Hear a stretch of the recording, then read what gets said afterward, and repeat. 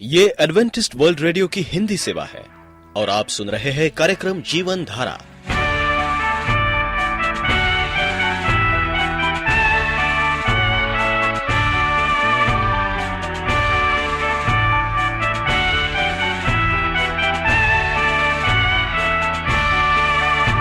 कार्यक्रम जीवन धारा सुनने वालों को मैं स्मिता और मैं अमित हमारा प्यार भरा नमस्कार। एडवेंटिस्ट वर्ल्ड रेडियो की हिंदी सेवा में हम आपका स्वागत करते हैं। श्रोताओं, आइए आज प्रसारित होने वाले कार्यक्रमों की जानकारी दे दें। आज होगी पहले स्वास्थ्य चर्चा, इसके बाद एक गीत होगा और फिर कार्यक्रम के अंत में पवित्र बाइबल का संदेश। तो चलिए स्वास्थ्य चर्चा सुनने से पहले सुनते हैं ये गीत।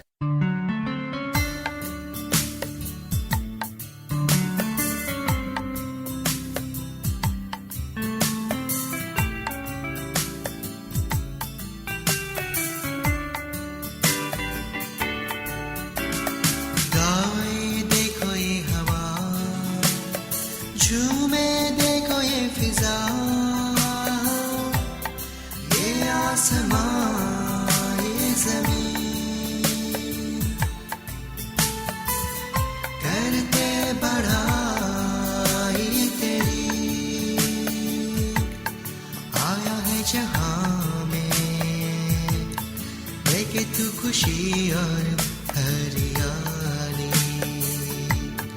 आया है जहां में, लेके तू खुशी और हरियाली। गाए देखो ये हवा, झूमे देखो ये फिजा, ये आसमां ये ज़मीन, करते बढ़ाई तेरी आया है जहां में, लेके तू खुशी और हरियाली आया है जहां में, लेके तू खुशी और हरियाली।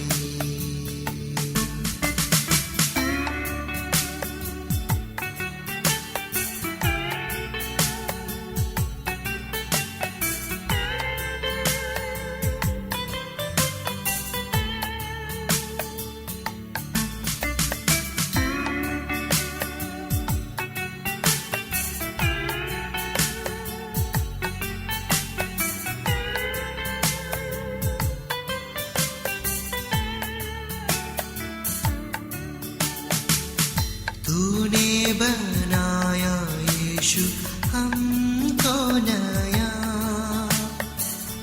बहा के लहू क्रूस पर अपना। तूने बनाया यीशु हमको नया, बहा के लहू क्रूस पर अपना। दुनिया से भी हंसी तूने दी है खुशी, धन्य है यीशु तेरा नाम। गाए देखो ये हवा, झूमे देखो ये फिजा, ये आसमां ये ज़मीन, करते बढ़ाई तेरी आया है जहां में, लेके तू खुशी और हरियाली आया है जहां में, लेके तू खुशी और हरियाली। गाए देखो ये हवा,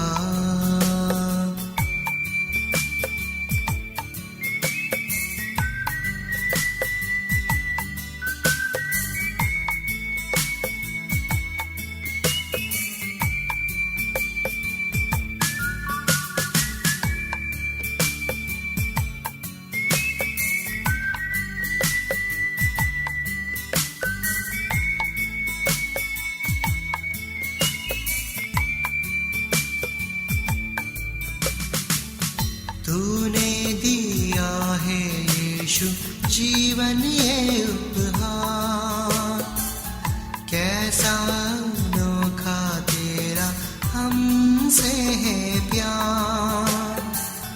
तूने दिया है हमको जीवन ये उपहार, कैसा अनोखा तेरा हमसे है प्यार। अपना से भी बढ़कर तूने किया है प्यार, धन्य है यीशु तेरा नाम। गाए देखो ये हवा, झूमे देखो ये फिजा,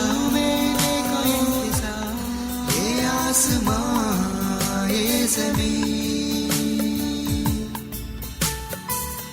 करके बढ़ाई तेरी।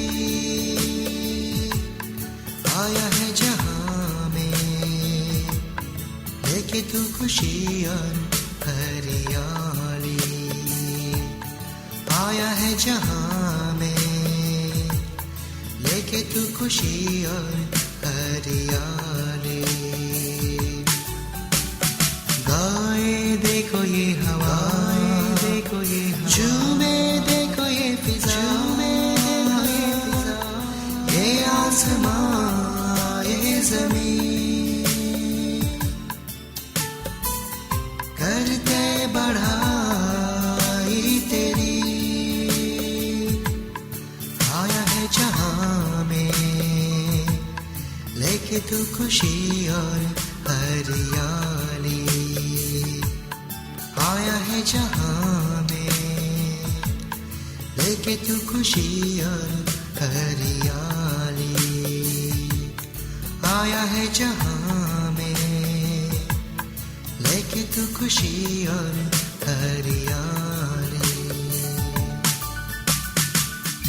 हड्डियां मजबूत बनानी है तो ऐसी डाइट ले। स्वस्थ शरीर की चाहत सभी को होती है, लेकिन यह जान लेना बहुत जरूरी है कि स्वस्थ शरीर तभी बनेगा जब हड्डियां मजबूत होंगी। इसके लिए नियमित रूप से पौष्टिक आहार लेना बहुत ही जरूरी है। हड्डियों की मजबूती के लिए भोजन में जो तत्व होने चाहिए वो मैं अभी आपके सामने बताने जा रही हूँ। आइए देखें क्या है जरूरी तत्व। Calcium, vitamin D, vitamin C, magnesium, potassium, selenium, zinc, copper, sodium, protein और लैक्टोज। आइए देखें ये हमें कैसे और किन चीजों से मिलेगा। ओमेगा 3 वसायुक्त भोजन भी हड्डियों को मजबूत करता है। दूध और दूध से बनी चीजों को कैल्शियम का प्रमुख स्रोत माना जाता है। रोजाना दूध का सेवन शरीर में कैल्शियम की मात्रा बनाए रखने में बहुत ही मददगार होता है। धूप से शरीर को विटामिन डी मिलता है। सुबह की हल्की धूप में थोड़ी देर बाहर रहना बहुत ही फायदेमंद है, लेकिन गर्मियों में धूप में ज्यादा देर रहना घातक भी हो सकता है। नियमित रूप से हरी पत्तेदार सब्जियां और ताजे मौसमी फलों का सेवन करें। इनमें मौजूद मैग्नीशियम, पोटेशियम और विटामिन सी शरीर में क्षारीय तत्वों का निर्माण करते हैं, जो कि हड्डियों के लिए बहुत जरूरी और आवश्यक होता है। अनाज और दालों का सेवन करें।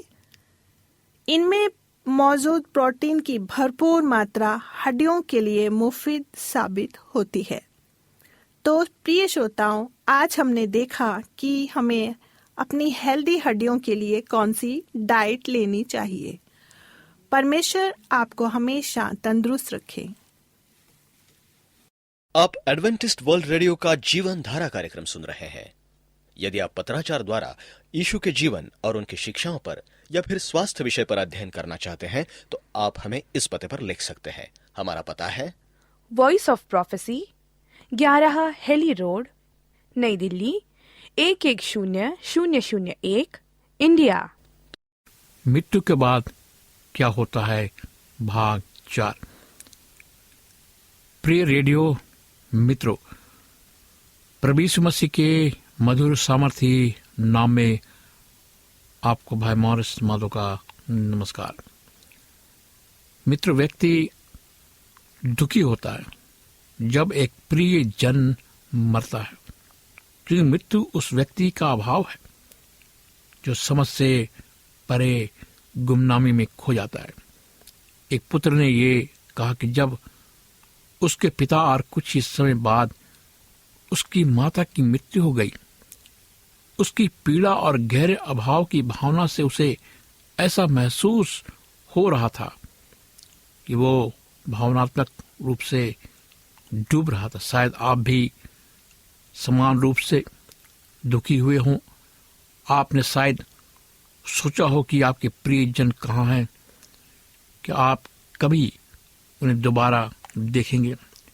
कुछ शोकग्रस्त माता पिताओं को कहा गया है, परमेश्वर अपने पास स्वर्ग में रखने के लिए सबसे सुंदर फूल तोड़ देता। क्या वास्तव में ऐसा है कि हमारे मित्र प्रिय जन आत्मिक क्षेत्र में गए हैं?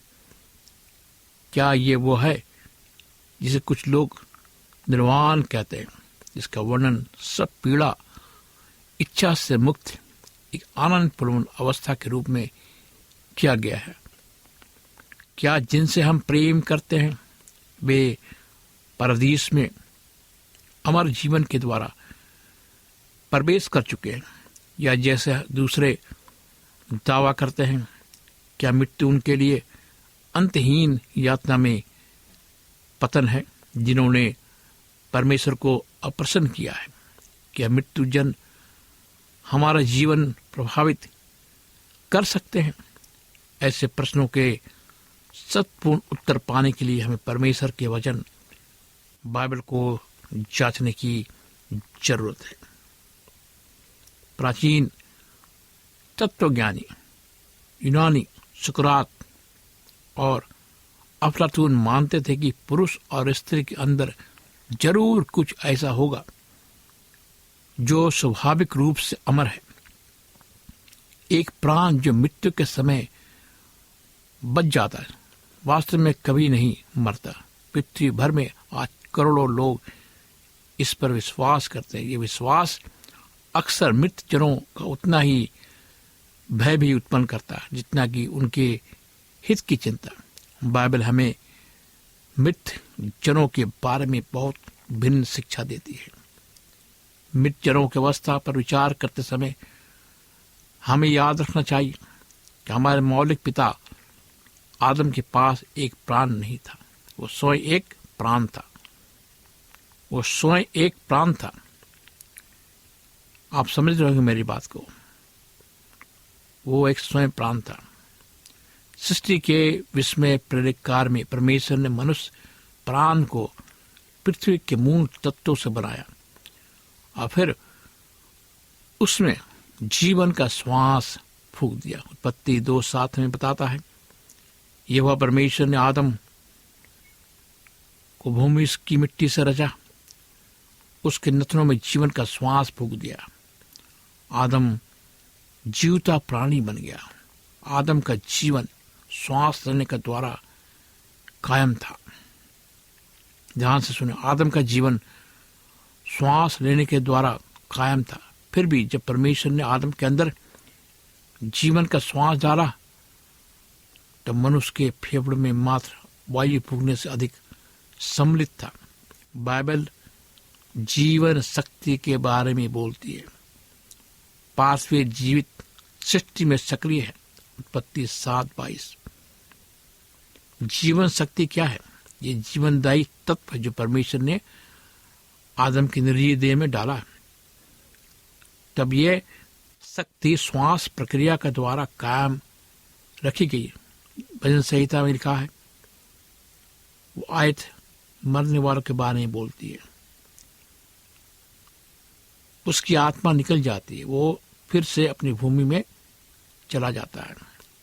उसी दिन उसकी योजनाएं नष्ट हो जाती है। बाइबल लेखकों ने इस ढंग से आत्मा का शब्द का प्रयोग किया, तब उनके मन में देह मुक्त प्राण का विचार नहीं था, जो देह के मरने के बाद भी जीना जारी रखता है। मृत्यु के समय मनुष्य से जो आत्मा चली जाती है, ये वो जीवन शक्ति है जिसके द्वारा उद्गम हमारे सृष्टिकर्ता से हुआ। इस जीवन शक्ति में उस जीव का की कोई भी विशेषता नहीं होती। मेरे मित्रों, हम देखते हैं जैसे बिजली का उस उपकरण के गुण नहीं अपना लेती जिसकी वो बिजली देती है। जब कोई मरता है, जीवन शक्ति शरीर की कोशिकाओं को सजीव रखना छोड़ देती है। काफी कुछ वैसा ही जैसे बिजली बंद करने पर बत्ती बुझ जाती है। जब जीवन शक्ति मानव देह को कायम रखना बंद कर देती है तो मनुष्य प्राण मर जाता है। भजन संहिता 104:29, सबोपदेशक 12:1-7। परमेश्वर ने स्पष्ट रूप से समझाया कि पापी आदम के लिए मृत्यु का क्या अर्थ है। परमेश्वर ने कहा कि तू अपने माथे के पसीने की रोटी खाएगा, अंत में मिट्टी में मिल जाएगा, क्योंकि तू उसी में से निकला है। तू मिट्टी तो है, मिट्टी में मिल जाएगा। उत्पत्ति 3:19। आदम फिर से कहाँ जाता है? भूमि में, मिट्टी में, जिससे वो सुलझा गया था। मृत्यु होने के पर आदम अस्तित्व में नहीं रहता। इस संबंध में मानव मृत्यु पशुओं की मृत्यु से भिन्न नहीं है। वे भी प्राण हैं। वही आत्मा, जीवन शक्ति उनको भी सक्रिय करती है। बुद्धिमान पुरुष सुरमान हमें बताता है, जैसे एक मरता वैसे ही दूसरा ही मरता है। सबों की श्वास एक से है। हम श्वास के बारे में जब बात करते हैं तो ध्यान रहे, श्वास का मतलब ही आत्मा है। आत्मा कोई दूसरी चीज नहीं है जो शरीर में डाला गया है। बहुत से विश्वासी विश्वास करते हैं आत्मा एक अलग चीज है। ऐसी बात नहीं। श्वास ही आत्मा, हमारे शरीर में जो श्वास है वही आत्मा है। मृत्यु में मनुष्य पशु से कुछ बढ़कर नहीं है। सब मिट्टी में से बने हैं, सब मिट्टी में फिर मिल जाते हैं। मनुष्य पशुओं से संबंध में बढ़कर था। वो परमेश्वर के स्वरूप सृजा गया था, जो परमेश्वर के गुणों को प्रतिबिंबित करता था। उत्पत्ति 1:26-27। फिर भी मृत्यु होने पर मनुष्य और पशु एक समान फिर से मिट्टी में मिल जाते हैं। सुलेमान ने आगे समझाया कि मृत्यु का क्या अर्थ है। उसने कहा, जीवते तो इतना जानते हैं कि वे मरेंगे, परंतु मरे हुए कुछ भी नहीं जानते। जी हाँ, मरे हुए बिल्कुल भी नहीं जानते। इसको ध्यान में रखने हुए सुलेमान ने आग्रह किया, जो काम तुझे मिले उसे अपने शक्ति भर करना, क्योंकि अधोलोक में जहां तो जाने वाला है, न काम, न युक्ति, न ज्ञान, न बुद्धि है। सबोपदेशक 9:5-10। मृत्यु जन कहाँ जाते हैं? अधोलोक में, अर्थात मानव जाति के समान कब्र। हमारे मृत प्रिय जन किसी भी बात के बारे में सचेत नहीं है। वे दुख नहीं उठा रहे हैं। वे किसी के समय किसी भी तरह हमें प्रभावित नहीं कर सकते। क्या ये जरूरी है कि हम सभी हमारे प्रिय जन मात्र कुछ ही साल जिए फिर हमेशा के लिए यहां से चले जाएं? बाइबल के अनुसार नहीं। आदम की विद्रोह के समय यहोवा परमेश्वर ने मानव पाप के भयंकर परिणामों को पलटने के लिए तुरंत प्रबंध किया। मृत्यु मानव जाति के लिए परमेश्वर का उद्देश्य भाग नहीं था। यिजकल 33:11। दूसरा पत्रस 3:9।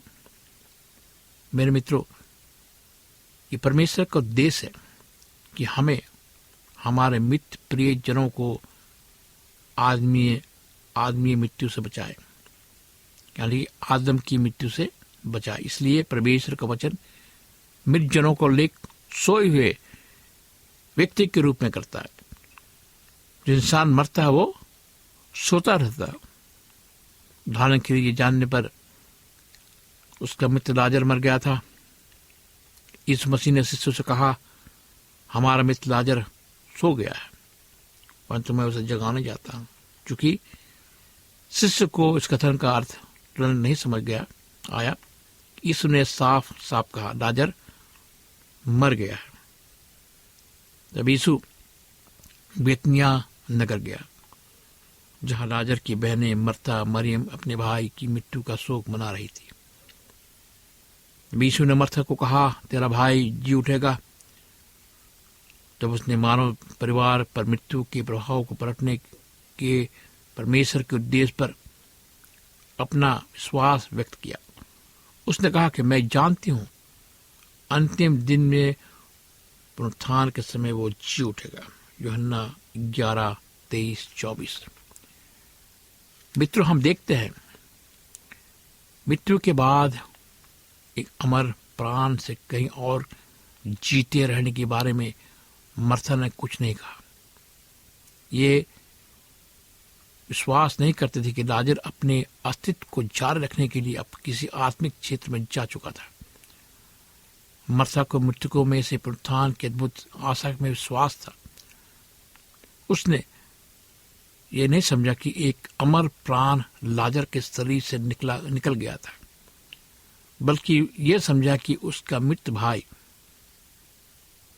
अस्तित्वहीन हो गया है। समाधान होता है कि उसके भाई का पुनरुत्थान।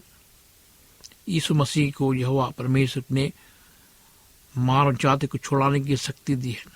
यूसुआ 13:14, होशे 13:14 में लिखा है। मर्था के कथन के जवाब में यीशु ने कहा, पुनरुत्थान जीवन मैं हूं। जो कोई मुझ पर विश्वास करता है वो यदि मर भी जाए तो अभी जिएगा। इस संबंध में यीशु ने अपने परमेश्वर पदार्थ शक्ति को प्रदर्शित किया जब वो लाजर की कब्र पर गया, जिसे मरे 4 दिन हो गए थे, और उसे फिर से जीवित किया। लोगों की आनंद की कल्पना कीजिए जिन्होंने ये पुनरुत्थान या यीशु मसीह के द्वारा किए गए अन्य पुनरुत्थान देखेंगे। इस बात पर विचार करने के लिए जरा ठहरिए। यदि मृत्यु होने पर एक अमर प्राण जीवित बचता है तो किसी को भी पुनरुत्थान करने या दोबारा जीवित करने की जरूरत नहीं होती। असल में लाजर जैसे व्यक्ति को पृथ्वी पर अपरिपूर्ण जीवन के लिए पुनः उठित करना कोई कृपा नहीं होती। यदि वो एक शानदार स्वर्गीय प्रतिफल पा चुका था। वास्तव में बाइबल अमर प्राण अभिव्यक्ति कभी भी प्रयोग नहीं करती। इसके बजाय सास कहता है, पाप करने वाला मानो प्राण से जाता है, यानी उसकी मृत्यु होती। जो पाप करता है वो मर जाता है। मेरे मित्रों, आइए हम परमेश्वर पर विश्वास करें, परमेश्वर को पुकारे अपने जीवन में कि वो हमें इस मृत्यु से बचाएगा, हमारे जीवन को नया करेगा। आज बहुत से लोग कब्रों में हैं। आप जाएं, देखें कि आप भी वहां होंगे। इसीलिए आज ही ये मौका कि हम अपने जीवन को परमेश्वर को सौंपें। मेरे मित्रों, परमेश्वर सिंहासन पर है, वो आपका न्याय करेगा। आइए हम अपने जीवन परमेश्वर को दें। मेरे मित्रों, परमेश्वर हमारे जीवन को बचाने के लिए इस पृथ्वी पर आया, अपने बेटे को दिया। और हम देखते हैं बाइबल कहती है अंतिम बैरी जो मृत्यु है वो नाश किया जाएगा। 1 कुरिन्थियों 15:26। पुनरुत्थान की आशा के बारे में ज्ञान से हम कितनी शक्ति प्राप्त करते हैं। हम कितने खुश हो सकते हैं कि हमारे मित्र प्रिय जन जो परमेश्वर के स्मरण में है, उन सभी अच्छी वस्तुओं का आनंद उठाने के लिए मृत्यु की नींद से जागेंगे जो परमेश्वर ने उससे प्रेम करने वालों को रखी है। ऐसी आशीष से परमेश्वर के राज में द्वारा मिलेगी, लेकिन उसका शासन कब शुरू होगा? आइए परमेश्वर को विश्वास करें, परमेश्वर को अपना जीवन दे। परमेश्वर जो हमें बचाने वाला है, परमेश्वर राज आने वाला है, परमेश्वर हमें इस मृत्यु से बचाएगा, वो हमारा उद्धार करता है। आइए हम अपने सरों को झुकाएंगे और प्रार्थना करेंगे। प्यारे परमेश्वर पिता, हम आज तेरे पास आते खुदावन अपने जीवन को लेकर, हमारे साथ होइए, हम सबके साथ होइए खुदावन। हम क्यों कमजोर हैं, हमारा जीवन क्यों कमजोर है, हम क्यों तुझसे दूर हैं। प्रभु आज हमें अपने दिन को गिनने का मौका दे, हम आज अपनी मृत्यु के बारे में सोचें, मृत्यु के बारे में मनन करें खुदावन। हम अपने जीवन को तेरे हाथ पर सौंपते प्रभु, और इस प्रार्थना को प्रभु यीशु मसीह के नाम से मांगते हैं, सुन ग्रहण कर, आमीन। मित्रों, अगर आप उदास हैं, निराश हैं, अगर आप सोचते हैं कि आपका कोई नहीं, अगर आप अकेले हैं, भयंकर बीमारी से ग्रसित हैं, इस बीमारी से छुटकारा पाना चाहते हैं, तो मुझे फोन करें, ईमेल करें, पत्र लिखें, मैं आपके लिए प्रार्थना करूंगा। जीवित परमेश्वर प्रार्थना को सुनने वाला परमेश्वर है, वो आपको चंगाई देगा।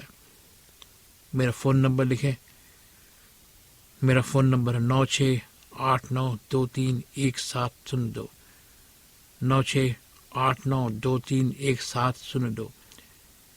मेरा ईमेल नंबर है morrisawr@gmail.com, morris morrisawr@gmail.com। इस कार्यक्रम को सुनने के लिए आपका धन्यवाद। परमेश्वर आपको आशीष दे।